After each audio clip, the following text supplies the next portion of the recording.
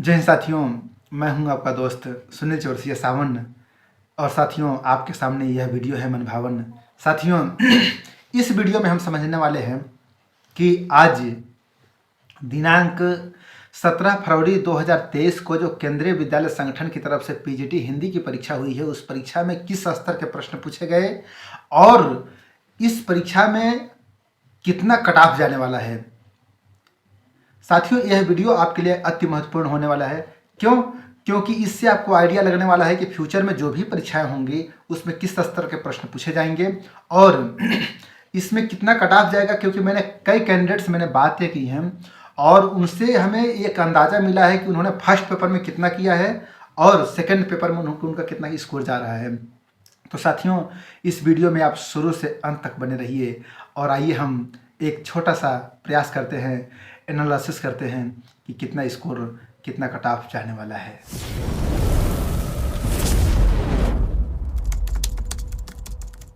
जी हाँ साथियों, मैंने कई कैंडिडेट्स मैंने बात की जिन्होंने पीजीटी हिंदी की परीक्षा दी है। आज उनका कहना है कि देखिए, उन्होंने साफ साफ बोला कि देखिए सुनील सर, जो हिंदी विषय का जो पेपर रहा वो बहुत ही आसान था।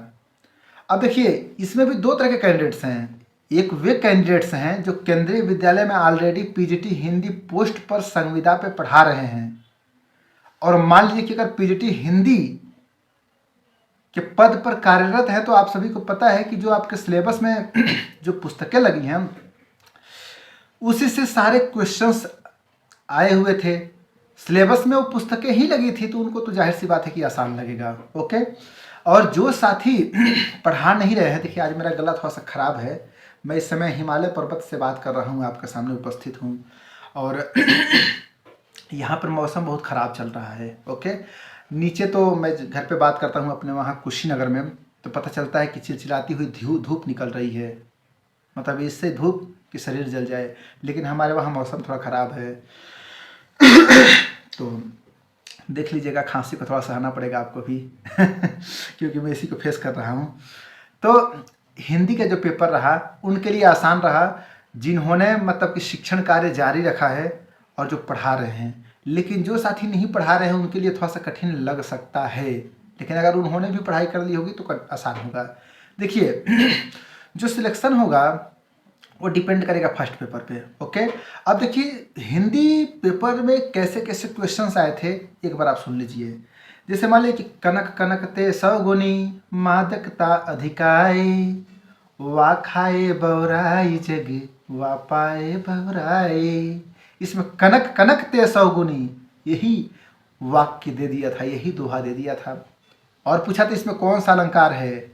अब बताइए, मतलब कि एकदम कितना आसान सवाल है। आप कमेंट बॉक्स में टाइप करके बता दीजिए इसमें कौन सा अलंकार है। अब ये भी बताने की आवश्यकता है क्या इसको आप बताइए। दूसरा टाइप क्या है कि पैराग्राफ से क्वेश्चंस पूछे गए थे, मतलब एक पैराग्राफ दे दिया, उससे क्वेश्चन बना दिया, एक क्वेश्चन बना दिया, फिर वही पैराग्राफ आगे टाइप कर देता है, फिर उससे क्वेश्चन दूसरा बनाता है। यही मतलब चल रहा है, पैराग्राफ से क्वेश्चंस, वो भी सिंपल सा पैराग्राफ, कोई शब्दों का खेल नहीं कि बहुत कठिन है बहुत आसान है। देखिए मैंने कैंडिडेट से जो बात की है ना उसको सब मैंने लिख लिया है अपनी डायरी में और लिख कर उनकी जो प्रतिक्रिया रही उसके आधार पर मैं आपके सामने एक एनालिसिस प्रस्तुत कर रहा हूँ। सोहत ओढ़े पीत पटु श्याम सलोने गात, मनोनील मन शैल पर आतप प्रियो प्रभात। इससे भी प्रश्न पूछा था, इसमें भी कौन सा अलंकार है यह पूछा था। ये कितना सिंपल सा क्वेश्चन पूछा था। मैंने आपसे बार बार बताया था ना कि जो पाठ है उसकी विधा को पढ़ लीजिए, उसके लेखक का नाम पढ़ लीजिए, बताया था ना। लेकिन एक चीज़ मैंने आपसे बताया था कि थोड़ा गहराई में जाके कि आप वर्ष को याद कर लीजिए, सन को याद कर लीजिए। मैंने थोड़ा हाई लेवल पे जाके तैयारी करने की बात कही थी, लेकिन उस लेवल का प्रश्न नहीं आया था। फर्स्ट पेपर उस लेवल का था ही नहीं, मतलब सब्जेक्ट बहुत आसान था। मैंने बोला था कई बार ना कि यूजीसी नेट लेवल का आ सकता है, लेकिन नहीं आया था, आसान आया था। पूछा था जामुन का पेड़, इसके लेखक कौन है? तो आप सभी को पता है ना कौन है। व्यंग विधा की यह रचना है जामुन का पेड़, जिसमें एक शायर दबा होता है, हम खाक हो जाएंगे तुम्हें खबर होते होते। बहुत बढ़िया पाठ है, पढ़ लीजिएगा। लेखक का नाम टाइप कर दीजिए। स्पीति में बारिश, इसके भी लेखक का नाम पूछा था। अरे टीजीटी में जैसा प्रश्न आया था ना, सेम टू सेम मान के चलिए पीजीटी में भी वैसे ही पूछ दिया था। ओके। बच्चों का खेल, कई कैंडिडेट तो कह रहे कि सर लग रहा था बच्चों का खेल है। यही हाल है। आलोक धनवा की जो कविता है पतंग, मैंने कई बार बोला था ना, ये कविता महत्वपूर्ण आपके लिए है। क्यों? क्योंकि बाल मनोविज्ञान पर आधारित एक कविता है और आपको बच्चों को ही पढ़ाना है। तो पतंग से कथन पूछे गए थे। क्या कथन पूछे गए थे? तार्किक कथन, और उसे करना था आपको। एक सिंपल सा क्वेश्चन पूछा था कि तुलसीदास जी की कौन सी कविता आपके पाठ्यक्रम में लगी हुई है। अब बताइए, आप खुद ही बताओ कौन सी कविता लगी हुई है। आप टाइप कर दो। लक्ष्मण मूर्छा के बारे में पूछा था, ठीक ना। कवितावली के बारे में पूछा था। अच्छा, मैंने आपसे बताया था ना कि कवितावली किस कांड से लिया गया है, तो उत्तरकांड से लिया गया है। तो इसके बारे में पूछा था।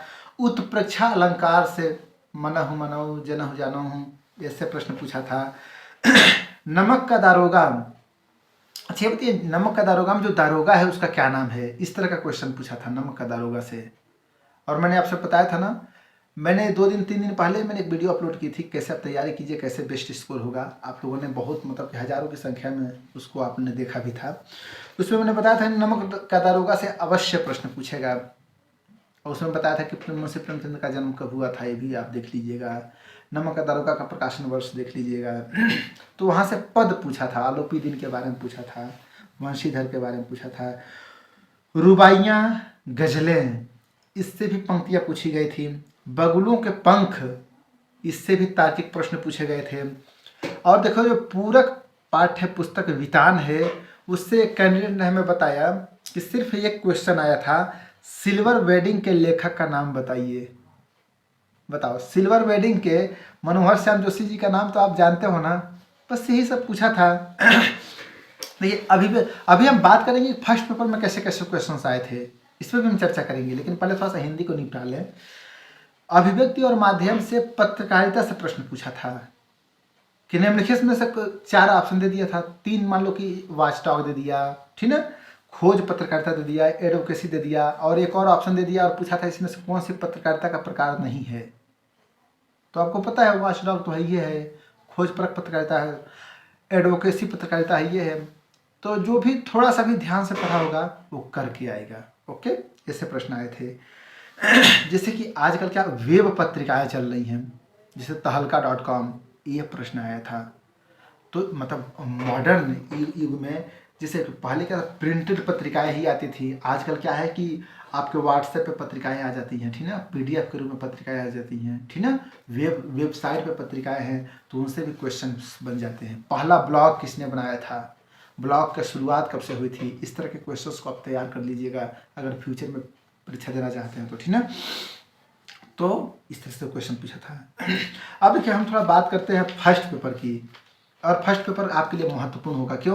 क्योंकि 2023 में अगर आप कोई भी परीक्षा दे रहे हो या फ्यूचर में कभी भी, तो आपको अंदाज़ा मिलने वाला है कि कहाँ कहाँ से प्रश्न पूछता है। इसके पहले भी मैंने टीजीटी एसएसटी की मैंने एनालिसिस आपके सामने रख दी है, टीजीटी इंग्लिश की, ठीक, टीजीटी मैथ्स की, ऐसे ऐसे कई क्वेश्चन पेपर्स की, जो एलडीसी की परीक्षा हुई थी उसका भी मैंने एनालिसिस आपको प्रदान किया था। साथियों, इस चैनल के माध्यम से सरकारी नौकरी, मतलब ये चैनल मेरा थोड़ी है, आपका है। क्यों? क्योंकि यदि सरकारी नौकरी प्राप्त करना आपका सपना है तो यह सुनील चौरसिया सावन नामक चैनल खास आपका अपना है। और साथियों, इस चैनल के माध्यम से आपको एक तो मोटिवेट किया जाता है, दूसरे आपको एक मार्गदर्शन प्रदान किया जाता है कि फ्यूचर में कैसे कैसे क्वेश्चन आएंगे। और इससे मतलब हजारों विद्यार्थी लाभान्वित हो चुके हैं। तो यह चैनल आपके लिए है। और अगर इस चैनल को आपने सब्सक्राइब नहीं किया है तो कृपया सब्सक्राइब कर लीजिए, इस वीडियो को शेयर भी कर दीजिए, लाइक भी कर दीजिए। और आगे हम समझते हैं फर्स्ट पेपर। फर्स्ट पेपर में क्या पूछा था? इंग्लिश से एक्टिव पैसिव पूछा था। पीजीटी हिंदी की जो परीक्षा हुई उसमें क्या पूछा था? Active passive. डायरेक्ट इनडायरेक्ट से भी क्वेश्चन आए थे। ओके, अपोजिट पूछा था, विलोम शब्द पूछा था, ठीक ना, और सिमिलर शब्द भी पूछे गए थे इंग्लिश से, जो 10 नंबर का नहीं आता है इंग्लिश से, उससे पूछा था सिमिलर। टेंस से भी आया था, जो मान लो कि tense, present tense, past tense, future tense, इसके जो प्रकार होते हैं, टाइप्स होते हैं, उसको जो भी पढ़ा होगा ना वो आराम से कर लेगा। कभी कभी क्या होता है कि प्रेजेंट कंटिन्यूअस पूछता है और कहता है इसको पास्ट कंटिन्यूअस में कन्वर्ट कीजिए, ऐसे ऐसे पूछ देता है, तो यह आपको करना पड़ेगा। देखो पैराग्राफ से भी, देखो हिंदी में मैंने बताया था ना, हिंदी में भी पैराग्राफ से कोई क्वेश्चन पूछा था और इंग्लिश में भी पैराग्राफ से क्वेश्चन पूछा था। कंप्यूटर, चूँकि मैंने कंप्यूटर जीके की प्लेलिस्ट बना दी है, वहाँ पर मैंने कंप्यूटर से संबंधित आपको बहुत कुछ बताया था और वहाँ से भी पूछा था, ठीक है। देखिए कंप्यूटर में क्या पूछता है, MS एक्सेल का कार्य क्या होता है, MS वर्ड, माइक्रोसॉफ्ट वर्ड का कार्य क्या होता है, यह पूछा था। कैलकुलेटर से संबंधित क्वेश्चन पूछा था। करंट अफेयर्स में अब देखो आपको जान के अच्छा लगेगा, मैंने जो TGT SST की एनालिसिस किया था ओके, उसमें क्या पूछा था आपको याद आ रहा है, मैंने बताया था कि साहित्य अकादमी 2022 अंग्रेजी भाषा के लिए किसको प्रदान किया गया, तो मैंने बताया था ना कि अपनी राय दीजिए, मतलब वो जिसको प्रदान किया गया उसका नाम में राय है। ओके, यहाँ पर भी पूछ दिया PGT हिंदी में भी वही चीज़, लकीर का फकीर बनते हुए, कि साहित्य अकादमी पुरस्कार 2022 किसे प्रदान किया गया, लेकिन लैंग्वेज चेंज कर दिया, उर्दू के लिए। क्या आपको पता है? अगर पता है तो कमेंट बॉक्स में टाइप करके बताइए कि साहित्य अकादमी पुरस्कार 2022 उर्दू भाषा के लिए किसको दिया गया, हिंदी के लिए किसको दिया गया और अंग्रेजी के लिए किसको दिया गया। मैंने कई बार बता दिया है, आप कमेंट बॉक्स में टाइप कीजिए तीनों भाषाओं के लिए किसको किसको दिया गया, क्योंकि इससे क्वेश्चंस बार बार पूछे जा रहे हैं। मैं एनालिसिस प्रदान कर रहा हूँ ना, मुझको पता है, मैं कैंडिडेट से बात करता हूँ, पहले शोध करता हूँ, इसको पूरा लिखता हूँ। देखो ये पूरी डायरी मैंने बना दी है, लिखता पढ़ता हूँ तब आपको पढ़ाता हूँ, आपको बताता हूँ। ओके, सॉलिड चीज़ें आपको प्रदान की जाती हैं। ये आपके भविष्य का सवाल है, कोई मजाक थोड़ी चल रहा है। मैं आपको लेकर, आपके फ्यूचर को लेकर बहुत सीरियस होकर वीडियो बनाता हूँ, सच बता रहा हूँ। खेल जगत से क्वेश्चन क्या पूछा था, तो कैंडिडेट ने बताया कि सर मुझको याद नहीं आ रहा है, लेकिन उसने बताया कि मुझको इतना याद आ रहा है कि फुटबॉल से कुछ क्वेश्चन पूछा था। देखो CBT कंप्यूटर बेस्ड टेस्ट है, प्रश्न परीक्षा दिए बाहर निकले आधा भूल जाता है, सही ना। तो CBT से क्वेश्चंस पूछे गए थे। ओके, NEP, अच्छा एक रोचक मैं बात बता दूं आपको, जैसे जितने कैंडिडेट कहते हैं ना कि मेरा क्या है कि 180 में 150 आ रहा है, 140 आ रहा है, अरे भैया आपके पास सामने क्वेश्चन पेपर तो है नहीं, आधा क्वेश्चन ऑलरेडी भूल चुके हो, तो तुमको कैसे पता है तुमको इतना आ रहा है। देखो जब तक रिजल्ट नहीं आ जाएगा ना, हवा हवाई सब बात करेंगे, सब हवा हवाई बात करते हैं, और जब रिजल्ट आता है तब कहते हैं वाह ये क्या हो गल दादा, माथा पकड़ के बैठ जाते हैं। तो डरना वरना नहीं है कि वाह वो कह रहा है, हमारा कहने के लिए तो भाई, कथनी मीठी खाड़सी करनी विष की लोई, कथनी तज करनी करें बिश्ते अमृत होई। कबीर ने भी कहा था कि कहना बड़ी आसान है लेकिन करके दिखाना बड़ी कठिन होता है। तो कह तो रहे हो कि मेरा 180 से 150 आएगा, 160 आएगा, भैया किस बेस पे कह रहे हो, तुम्हारे सामने क्वेश्चन पेपर रखा है, कहाँ से कह रहे हो। जब रिजल्ट आएगा ना तब दूध का दूध पानी का पानी हो जाएगा, समझे कि नहीं है। तुमको भी पढ़ना है क्या जी, एक तितली आ रही है पढ़ने, सब पढ़ेंगे हमसे, सब इतना लाइक करते हैं, देखो सब ये लाइक कर रहे हैं मुझको, देखो ये भी पढ़ेगी। आपको भी वीडियो पसंद आए तो इसको लाइक कर दो, तितली भी लाइक कर रही है। अब देखो NEP 2020 से क्या पूछा था, TGT SST में भी 5+3+3+4 पूछा था। आइए PGT हिंदी की बात करें, PGT हिंदी में भी वही दोहरा दिया था। ओके, और अभी TGT इंग्लिश की मैंने बात की थी, आपके सामने एक वीडियो प्रोवाइड करा थी तो उसमें आपने ध्यान से देखा होगा, तो वहाँ पे पूछा था 5+3+3+4 में जो 5 है उसमें किस वर्ग के और किस वर्ष के विद्यार्थी आते हैं, आयु सीमा पूछा था। रीजनिंग से क्या पूछा था, यहाँ पे देखो, यहाँ पे थोड़ा सा घुमावदार, थोड़ा सा अलग हट के दूसरे रंग का क्वेश्चन पूछा था। क्या पूछा था कि जैसे दिशा से पूछा था कि राम का मुंह पूर्व दिशा की तरफ है, वह दाएं मुड़कर 5 किलोमीटर चलता है, फिर बाएं मुड़कर 10 किलोमीटर चलता है, फिर पीछे आकर 4 किलोमीटर आता है, फिर इस समय उसका मुंह किस दिशा में है। ऐसे क्वेश्चंस पूछे गए थे, ठीक है। ए बी से 4 मीटर आगे है, बी उसके दाएं है, सी उसके बाएं है, ऐसे ऐसे भी क्वेश्चंस आए थे।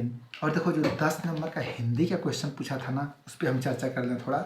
हिंदी में तत्सम तद्भव क्वेश्चंस पूछे गए थे, यानी आपको आइडिया लगने वाला है कि फ्यूचर में जो भी आप तैयारी कीजिएगा तद्भव और तत्सम शब्दों को पढ़ लीजिएगा। जैसे मान लीजिए कि कृष्ण का तद्भव रूप क्या होगा, आप हमें कमेंट बॉक्स में बता दीजिए। कृष्ण का तद्भव रूप लिख दीजिए। शंकर शब्द किसे कहते हैं, यह पूछा था, मतलब छांटने के लिए आया था कि इसमें से कौन सा शब्द शंकर शब्द है। तो आप हमें बताइए कमेंट बॉक्स में 2 लाइन में लिख के बताइए कि शंकर शब्द किसे कहते हैं। संधि से पूछा था, 4 ऑप्शन में से 3 वृद्धि संधि थे, वृद्ध संधि के शब्द थे, और 1 गुण संधि का। छांटना था कि कौन सा शब्द अलग है हटके, वृद्धि संधि नहीं है। समास में कर्मधारय समास पूछा था, मुहावरे और लोकोक्तियां भी पूछी थी, लेकिन ईमानदारी की बात है कि कैंडिडेट को भूल गया था कि कौन सी लोकोक्ति थी, उसने नहीं बताया है।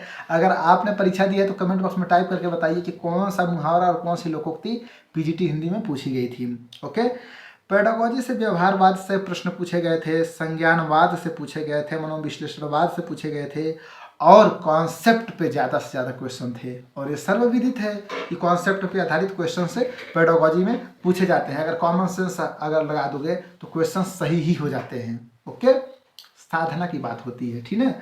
और लीडरशिप से भी क्वेश्चंस पूछे गए थे।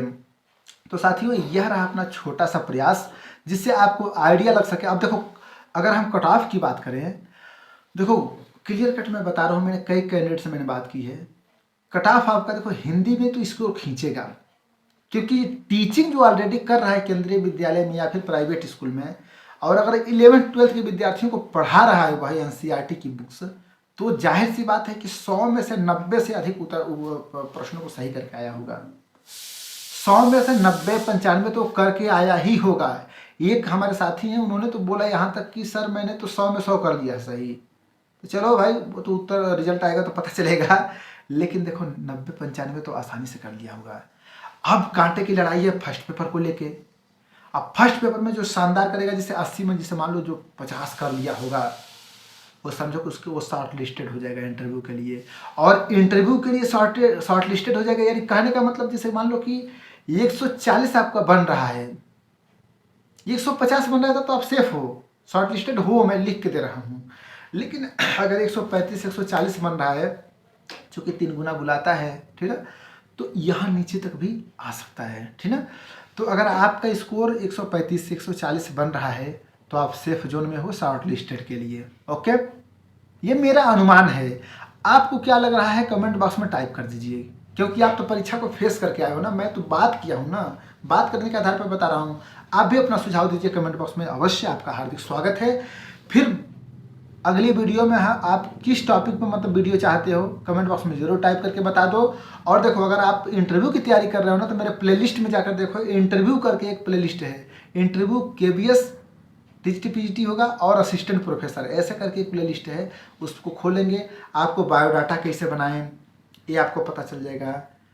इंटरव्यू में कैसे मतलब लैंग्वेज को लेकर मैंने वीडियो बनाई है, 10 क्वेश्चन ऐसे होते हैं जो सबसे पूछे जाते हैं। ओके, तो वहाँ से जाकर आप देख लीजिए, इससे आपको आइडिया लग जाएगा कि कैसे कैसे क्वेश्चंस। जैसे मान लीजिए कि आपसे पूछेगा आपका क्या नाम है, तो सुनील चौरसिया कहाँ के रहने वाले हैं, तो अमवा बाजार रामकोला कुशीनगर के रहने वाले हैं, तो कुशीनगर की विशेषता बताइए, ठीक है। मतलब जहाँ आप रहते हैं उसकी विशेषता आप जान लीजिए, ये बेसिक क्वेश्चंस हैं।